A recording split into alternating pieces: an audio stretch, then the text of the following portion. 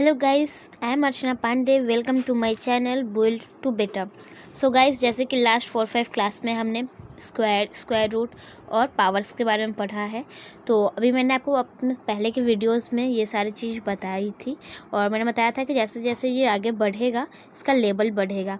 So first class में मैंने power discuss किया था, उसके बाद square, cube, square root, cube root क्या होता है वो मैंने आपको बताया था। और आज हम उसका बड़ा रूप यानी कि पावर एक्सपोनेंट्स क्या होता है उसके बारे में बात करेंगे। ठीक है, ये कैसे होता है, क्या नहीं है, इसको कैसे सॉल्व करते हैं, तो वो सब मैं आपको अभी आगे वीडियो में बताऊंगी। सो अच्छे और नए बेसिक टॉपिक और कॉन्सेप्ट्स को समझने के लिए मेरे चैनल को सब्सक्राइब करें, वीडियो अच्छा लगे तो लाइक करें और प्लीज़ सबके साथ शेयर करें, जिससे आपके जैसे काफ़ी स्टूडेंट्स को इसका फ़ायदा मिल पाए। ठीक है ना। और वीडियो को बिना स्किप किए हुए पूरा लास्ट तक देखें, क्योंकि आप लोग को बहुत कुछ सीखने को मिलेगा। सो गाइस, मेरे चैनल को लाइक शेयर करना मत भूलिएगा। और अब चलिए हम चलते हैं आगे अपने कॉन्सेप्ट पे, आज के टॉपिक पे चलते हैं और पावर एक्सपोनेंट्स को समझते हैं कि वो क्या है और उसको कैसे सॉल्व करते हैं। सो फ्रेंड, मैंने आपको पहले जो मेरा वीडियो था जो इसमें पावर्स के बारे में बात करी थी, उसमें मैंने आपको बताया था कि नीचे वाले को बेस, ऊपर वाले को पावर कहते हैं। एक बार मैं फिर से रिकॉल कर देती हूँ कि आप लोग को मेमोरियाइज हो जाए। तो जो भी इस फॉर्म में लिखा रहता है उसमें जो नीचे रहता है उसको बेस कहते हैं हम लोग, ऊपर वाले को पावर कहते हैं। पावर का टर्म क्या होता है कि ये जितना टर्म लिखा रहेगा इसके जगह पे, जस्ट लाइक 2, 3, 4, 5 कुछ भी, 2, 3, 4, 5 जो भी यहाँ बी के प्लेस में अगर होता, यानी कि ए का मल्टीप्लाई 2 टाइम। ठीक है ना कि 2a हम लोग करते हैं, यानी कि 2 इंटू ए नहीं करेंगे, ए का मल्टीप्लाई 2 टाइम करेंगे अगर इस बी के प्लेस पे हमारा 2 होता। ठीक है ना। तो शायद अब आई थिंक सो कि आप लोग को फिर से रिवाइज हो गया होगा और माइंड में क्लियर हो गया होगा कि बेस क्या होता है, पावर क्या होता है और इसको किस टर्म में हम लोग लिखते हैं। फिर भी मैं आपको कुछ एग्जांपल देकर समझाती हूँ, जिससे आप लोगों को और अच्छे से समझ में आ पाए कि हाँ बेस क्या है, पावर क्या है। ओके, सो हमने 2 नंबर लिखा है, क्या, एक 3 का पावर 2, दूसरा 5 का पावर 4। ठीक है ना। तो इसमें क्या है, हमारा 3 जो है वो है बेस और 2 जो है वो है पावर। मतलब कि जो ऊपर में होता है वो होता है पावर और जो नीचे में दिया है वो होता है बेस। तो इसका बेस और पावर क्या होगा, इसका बेस और पावर होगा 4 और बेस होगा 5। आई थिंक आप लोग का ये बात क्लियर हो गया होगा, ये चीज़ आप समझ गए होंगे कि हम लोग किसे बेस कहते हैं और किसे पावर कहते हैं। ठीक है, अब हम पावर को एक्सपेंशन फॉर्म में तोड़ेंगे कि जो एक्सपेंशनल फॉर्म होता है वो क्या होता है, उसको कैसे हम लोग तोड़ते हैं। जैसे कि आप लोग को याद होगा, जैसे हम लोग बचपन में करते थे एक्सपेंडेड फॉर्म में तोड़ना, जस्ट लाइक इसी तरीके से पावर को जब हम तोड़ते हैं तो उसको कहते हैं एक्सपोनेंशियल फॉर्म। ओके, सो अब हम लोग वो देखेंगे कि कैसे इसको हम लोग तोड़ते हैं, मतलब तोड़ेंगे इसको, जो तोड़ते हैं हम लोग उसी को कहते हैं एक्सपोनेंशियल फॉर्म में तोड़ना। मतलब कि इसको कैसे फैक्टर करेंगे, जैसे 5 का पावर 4 है तो 5 कितने टाइम आएगा, 4 टाइम आएगा ना मल्टीप्लाई करके, सेम एज वही हम करेंगे। तो अब चलिए हम वो कॉन्सेप्ट करते हैं, उसके बाद फिर आगे हम लोग लॉ ऑफ एक्सपोनेंट्स सीखेंगे। ठीक है, सो वीडियो को बिना स्किप किए हुए अच्छे से पूरे वीडियोज़ को देखें। सो मैंने यहाँ पे कुछ नंबर लिख रखे हैं। ठीक है, अब इसको हम कैसे एक्सपोनेंशियल फॉर्म में कन्वर्ट करते हैं वो मैं आपको बताऊंगी। तो इसे हम क्या करते हैं, जैसे कि भी मैंने बताया था कि जो बेस होता है और ये जो पावर है मतलब उतने टर्म में लिखते हैं। तो 3 का पावर 5 है, तो हम लोग 3 को कितने टाइम में लिखेंगे, 5 टाइम में। तो हम इसको कैसे लिखेंगे, 3 इंटू 3, मतलब 3 को 5 टाइम 3 का मल्टीप्लाई हम लोग करेंगे और 3 का 5 टाइम मल्टीप्लाई करेंगे तो कितना आएगा बताइए। 3 3 जा 9 और 9 3 जा 27, 27 इंटू 3 81 और 81 इंटू 3 आएगा 243। दैट मीन्स व्हाट, ये होगा 243। सेम एज आप इसी तरह बाकी का ये 2 पावर 4 और 5 का क्यूब इसका निकालिए। सेम एज हम लोग 2 को भी 4 टाइम लिखेंगे, क्योंकि इसका पावर 4 दिया हुआ है। तो जो भी पावर होगा हम नंबर्स को, यानी कि जो हमारा बेस होगा उसको उतने टाइम में लिखेंगे। ठीक है, अब इसको मल्टीप्लाई करेंगे तो कितना आ जाएगा, 2 2 जा 4, 4 2 जा 8, 8 2 जा 16। दैट मीन्स व्हाट, यहाँ से एक चीज़ और क्लियर हो रहा है कि 2 का पावर 4 का वैल्यू कितना होता है, 16 है ना। 5 का क्यूब है, दैट मीन्स 5 का 3 टाइम मल्टीप्लाई होगा और 5 का क्यूब कितना होता है 125, आप लोगों ने याद किया है ना। सो ये तो हुआ पावर को तोड़ने का तरीका, ठीक है ना, कि पावर को कैसे एक्सपोनेंशियल कर सकते हैं हम लोग, कैसे इसको तोड़ सकते हैं। और अब हम बात करते हैं लॉ ऑफ एक्सपोनेंट्स के बारे में। लॉ ऑफ एक्सपोनेंट्स क्या होता है और उसको कैसे हम लोग सॉल्व करते हैं, ये क्या है, इसके बारे में आपको सब कुछ बताऊंगी, ठीक है। आई होप आप लोग को ये समझ में आ गया होगा। और अब हम आगे चलते हैं। So guys, law of exponents discuss करने से पहले हम लोग अभी पहले एक्सपेंशन नोशन डिस्कस करते हैं, ठीक है। एक्सपेंशन नोशन क्या है, अभी हम लोग क्या किए थे, एक्सपेंशन फॉर्म में डिस्कस किए थे, मतलब एक्सपेंशन फॉर्म में कैसे चेंज करते हैं।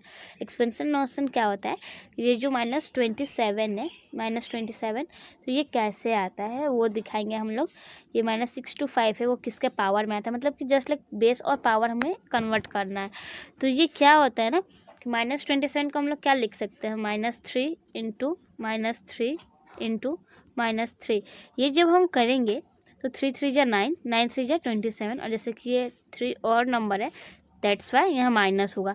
तो इसका नोशन क्या हो जाएगा, तो इसका नोशन होगा -3 क्यूब, है ना। ठीक वैसे हम लोग 6 to 5 का करेंगे। 6 to 5 का करेंगे तो जैसे 6 to 5 हम जानते हैं कि 25 का स्क्वायर होता है, तो 5 इंटू 5 यानी 25, और 25 का स्क्वायर है यानी कि 4 टाइम 5। देखिए 5 इंटू 5 25, 25 इंटू 5 125, और 125 इंटू 5 कितना होगा 625। दैट मीन्स ये 5 का कितना टर्म है 4, यानी 5 का पावर 4। तो इसे कहते हैं एक्सपेंशन ऑफ नेशन। एक और हम कर लेते हैं 81 का भी। 81 यानी कि 9 का स्क्वायर है, दैट मीन्स 3 4 टाइम, क्योंकि 9 किसका 3 का स्क्वायर होता है, दैट मीन्स व्हाट, ये 3 का पावर 4 है। आई होप आप लोग को अच्छे से समझ में आ गया है कि नोशन क्या होता है, एक्सपेंशन फॉर्म क्या होता है ना। सो आप लोग इसको नोट डाउन कर लीजिए, और फिर इससे रिलेटेड अगर कोई भी क्वेरी या कोई भी डाउट हो तब कमेंट सेक्शन में मैसेज कर सकते हैं मुझे। और अब मैं आपको एक्सप्लेनेशन ऑफ लॉ जो होता है, लॉ ऑफ एक्सपोनेंट्स, उसको डिस्कस करती हूँ, ठीक है, आपके साथ। सो गाइस, अब हम लोग डिस्कस करेंगे एक्सपोनेंट्स रूल्स। एक्सपोनेंट्स रूल्स या law of exponents same thing है, तो इसको हम कैसे कैसे लगाते हैं, ये कहाँ कहाँ अप्लाई होता है, मैं आपको वो बताऊंगी। सबसे फर्स्ट देख रहे हैं आप यहाँ पे a not equal to 0 and b not equal to 0। That means क्या होता है कि यहाँ पे जो हम लोग लेंगे नंबर, वो a और b के टर्म में लेंगे, और वो कभी भी हमारा 0 नहीं होगा। यानी कि जब भी a और b की जगह में कोई भी वर्ड जो वैल्यू होगा वो हमेशा 0 से ग्रेटर होगा। दैट मीन्स व्हाट, कि 1 2 3 4 जो भी वो होगा, लेकिन 0 नहीं होगा, ठीक है। अब देखिए प्रोडक्ट रूल क्या होता है, कि सपोज़ अभी जैसे मैंने आपको बताया था कि ये जो नीचे होता है ये बेस है, और ये उस ऊपर वाले को पावर कहते हैं। तो जब हम लोग कोई नंबर का मल्टीप्लिकेशन करते हैं तो इसका जो बेस अगर सेम होता है तो ऊपर का जो पावर होता है वो ऐड हो जाता है प्रोडक्ट रूल में, ठीक है। प्रोडक्ट रूल में क्या होता है, बेस सेम है तो एक हम लिखते हैं, और जो पावर है उसको हम मल्टीप्लाई करके लिखते हैं x+y। जस्ट फॉर मैं एग्जाम्पल आपको दिखाती हूँ। कोई एक नंबर है जस्ट 2 का पावर 3 इंटू 2 का पावर 4, तो इसे हम मल्टीप्लाई कैसे करेंगे, तो ये जो हमारा बेस सेम है तो हम यहाँ पे एक नंबर लेंगे 2, और ये जो इसका पावर है तो इसे हम ऐड करेंगे, यानी 3 + 4, तो ये क्या आएगा 2 का पावर 7। आई होप आप लोग को समझ में आया होगा। देखिए क्योंकि ये a है, इसे भी हम a मानेंगे, और ये जो हमारा डिफरेंट पावर है ये x और y के जगह पे आया, ठीक है। और जो x और y के जगह पे ये आया है, और उसका यहाँ पे क्या करेंगे a x+y, तो हम क्या करेंगे इस कॉमन a को यहाँ पे लिए और x+y दोनों का पावर को ऐड किए हैं, और इसको ऐड करके कितना आएगा 2 × 7। सो आई होप आप लोग को ये अच्छे से समझ में आया होगा। और अब मैं आपको दूसरा ये बताती हूँ जो लॉ है इसका, ठीक है। सो गाइस, अब आता है क्वेश्चन रूल। क्वेश्चन रूल में क्या होता है कि ये डिवीज़न में होता है। जब भी किसी नंबर का बेस सेम रहेगा और वो डिवीज़न फॉर्म में रहेगा तो हम क्या करेंगे, उसके पावर को माइनस करेंगे। देखिए यहाँ a और a बेस सेम है तो हम बेस सेम लिए, और डिवीज़न है दैट्स वाई पावर के बीच में माइनस हुआ। यहाँ मल्टीप्लिकेशन था इसलिए पावर ऐड हुआ, और यहाँ डिवीज़न है तो माइनस होगा, ठीक है। सो मैं अब इसे एग्जाम्पल के रूप में दिखाती हूँ। देखिए a की जगह में हमने 3 लिया, यानी कि बेस हमारा दोनों 3 है, बीच में डिवाइड, और पावर 5 और 2 है। सेम एज हम लोग जैसे पहले वाले में किए थे ना, कि जो बेस सेम है उसे बेस लिखेंगे, हम 3 लेंगे, और वहाँ पे पावर ऐड हुआ था, यहाँ माइनस होगा। दैट मीन्स व्हाट, इसका आंसर आएगा 3 का पावर 3, है ना। सो आई थिंक आप लोग को प्रोडक्ट रूल और क्वेश्चन रूल जो है वो क्लियर हो गया होगा कि इसे कैसे करते हैं। हमेशा ध्यान रखेंगे कि सेम बेस अगर है तभी ये अप्लाई होगा, ठीक है। और अगर दोनों का बेस अलग अलग है तो हम वैसे ही छोड़ देंगे, फिर उसका कोई इफेक्ट नहीं पड़ता है। बट जब बेस सेम होता है तभी हम पावर को माइनस करते हैं क्वोशिएंट रूल में और प्लस करते हैं प्रोडक्ट रूल में, ठीक है। ओके, अब हम डिस्कस करते हैं पावर रूल। ये पावर रूल क्या होता है? पावर रूल में जैसे a का पावर x दिया है, फिर ब्रैकेट y, यानी कि यहाँ पे डबल पावर है। एक तो x है a का और साथ में एक y भी है। तो उस टाइम में हम क्या करते हैं, जो पावर है x और y, इन दोनों का मल्टीप्लाई होता है और ये xy हो जाता है। जैसे कि आपको पता होगा कि कोई भी चीज़ का अगर मल्टीप्लाई होता है तो वो साथ में आता है, ठीक है। और एडिशन सब्ट्रैक्शन होता है तो वो वैसे एडलेस करके, जैसे कि यहाँ पे हमने पावर को ऐड किया है, यहाँ पे लेस करके दिखाया और यहाँ मल्टीप्लाई आ रहा। तो याद रखिएगा हमेशा, जब पावर के ऊपर पावर होता है तो वो मल्टीप्लाई के रूप में आता है, ठीक है। मल्टीप्लाई का फॉर्म ले लेता है वो। तो जब भी बेस हो और उसका एक पावर हो और उसके ऊपर एक पावर हो तो हम क्या करेंगे, दोनों पावर को मल्टीप्लाई करके उस बेस पे लिखेंगे। जस्ट लाइक मैं आपको एग्जांपल देती हूँ। सपोज दैट 2 का पावर 3 ब्रैकेट 2। तो हम इसे ऐसे नहीं करेंगे कि हाँ 2 का 3 पावर 8 फिर स्क्वायर करेंगे, इसका स्क्वायर 64, ऐसे हम नहीं करेंगे, ठीक है ना। हम लोग क्या करेंगे, इसके बेस को मल्टीप्लाई करेंगे 2 और इसका पावर इसमें मल्टीप्लाई करेंगे तो 6। अब इसको जाके हम जो भी 6 आता है तो इसका 64 करेंगे। आंसर जो भी आए, कभी कभी आंसर सेम हो जाता है ऐसे फैक्टर में, कभी कभी नहीं होता है, ठीक है ना। तो आप जो भी है हमेशा जो उसका रूल है, जो मेथड है, उसके हिसाब से चलिए, ठीक। अब हम चलते हैं पावर ऑफ प्रोडक्ट रूल। ये भी सेम उसी के तरीके से है, मतलब जैसे कि पावर रूल था उसका ही ये रूप है, लेकिन क्या है यहाँ पे प्रोडक्ट रूल। तो यहाँ पे क्या था कि यहाँ पे हम लोग पावर को मल्टीप्लाई करके लिख देते हैं। यहाँ क्या दिया है कि 2 बेस दिया है A और B, 2 सेपरेट ये बेस है और पावर सिंगल है। तो क्या करते हैं, ये जो पावर होता है ये इन दोनों बेस के साथ हम लोग लिखते हैं, ठीक है ना। ये A का पावर भी x होगा, यहाँ B के पावर भी x होगा। यही रूल होता है पावर ऑफ प्रोडक्ट रूल। जो पावर होता है वो दोनों को अलग अलग करके हम लिखते हैं। सपोज दैट यहाँ पे अगर हम कोई नंबर लेते हैं, जैसे कि 2 × 3 है, ठीक है। मैं एक नंबर से आपको समझाती हूँ और इसका पावर दिया है x। तो हम 2 3 6 नहीं करेंगे, क्योंकि ये जो भी एक्सपोनेंट्स रूल होता है ना उसमें हम लोग एकदम प्राइम फैक्टराइजेशन करते हैं। तो ये पावर क्या हो जाएगा, 2 का पावर भी x होगा और 3 का पावर भी x होगा, ठीक है। आई होप आप लोग को समझ में आ रहा होगा। और अब हम चलते हैं कुछ फ्रैक्शन रूल्स पे डिस्कस करने, ठीक। सिमिस जैसे कि हम लोग यहाँ पे प्रोडक्ट रूल का पावर किए थे कि जो भी पावर है वो दोनों पे जाता है, तो फ्रैक्शन का भी जो रूल है वो सेम है। अगर दोनों का पावर x है तो हम लोग दोनों को जब एक्सपोनेंट करके लिखेंगे तो वो ax/bx हो जाएगा, ठीक है।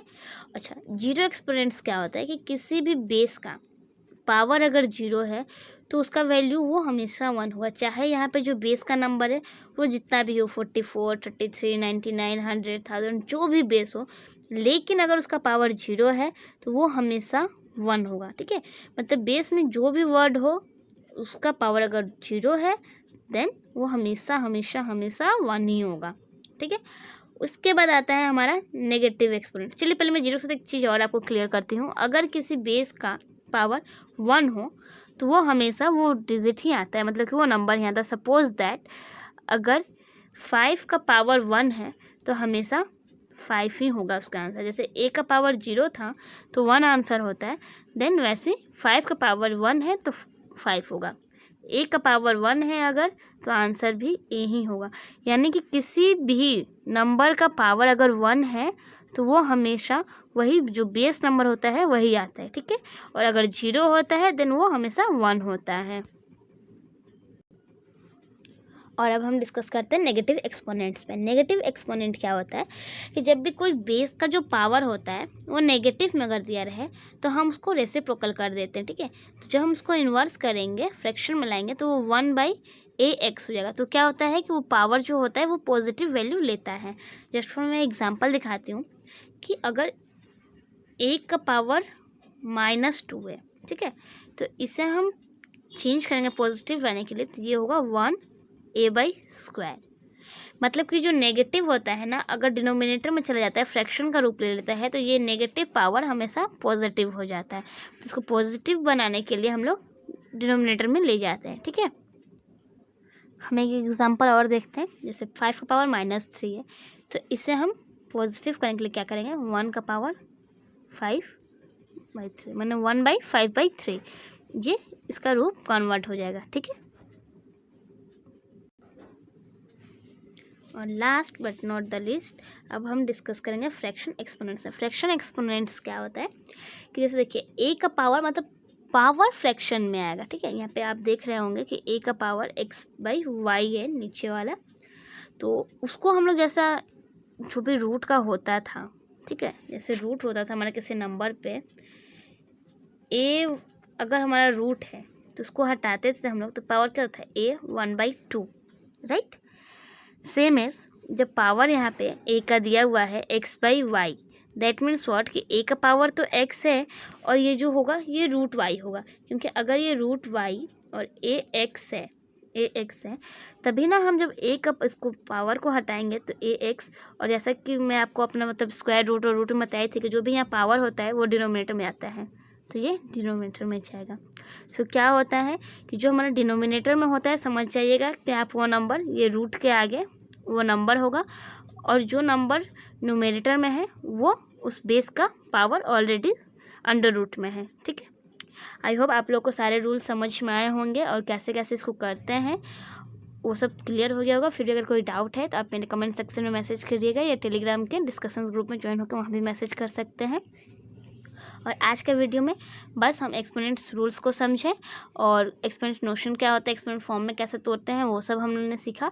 और अब हम नेक्स्ट क्लास में इससे रिलेटेड सारे क्वेश्चंस करेंगे, ठीक है। क्योंकि ये एक वीडियो था पावर एंड एक्सपोनेंट्स का फुल डिटेल। सो आप लोग आई थिंक सो इस वीडियो को देखने के बाद सारे डाउट्स क्लियर हो गए होंगे। अब आप लोग बहुत अच्छे से इस चैप्टर को कर पाएंगे। और नेक्स्ट क्लास में हम लोग क्या करेंगे कि इससे रिलेटेड अब क्वेश्चंस करेंगे, ठीक है। और वीडियो अच्छा लगा हो तो प्लीज़ लाइक शेयर कीजिएगा और चैनल को सब्सक्राइब कीजिएगा। Thank you.